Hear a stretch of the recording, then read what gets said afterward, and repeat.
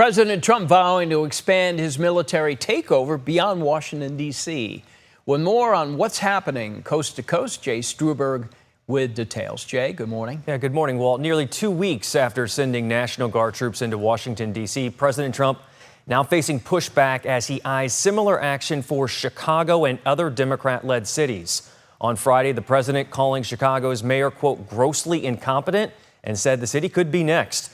A U.S. official telling ABC News planning is underway to send the National Guard, but no official deployment has been ordered. Governors in multiple states say crime is being exaggerated and that Trump is creating a crisis for political gain. Leaders in states like Illinois, New York, and Maryland are pushing back, calling the move unconstitutional and politically motivated.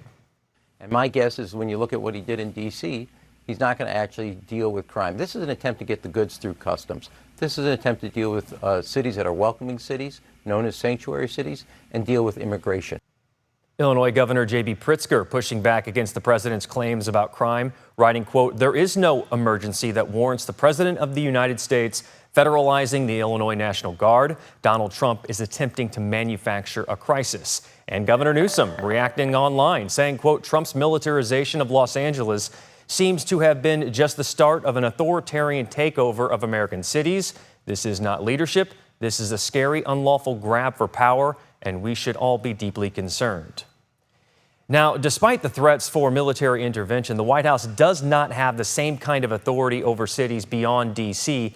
When a governor calls up the National Guard at the request of the president, they can effectively police like law enforcement. When the president calls troops up without the governor's permission, the Guard's authority is limited to protecting federal buildings and personnel, Walt. Yeah, Jay, it's not to say that cities like Chicago and Baltimore don't have bad crime issues. It's just the timing of it, right? It's like, why now? Yeah, as far as like per capita, Chicago doesn't even crack the top 10 when it comes to violent crime. A lot of Trump's critics are pointing to, why don't you send it to a place like Louisiana, where there are several cities with pretty high crime. Yeah. All right, Jay, I know you'll stay on it. Thank you.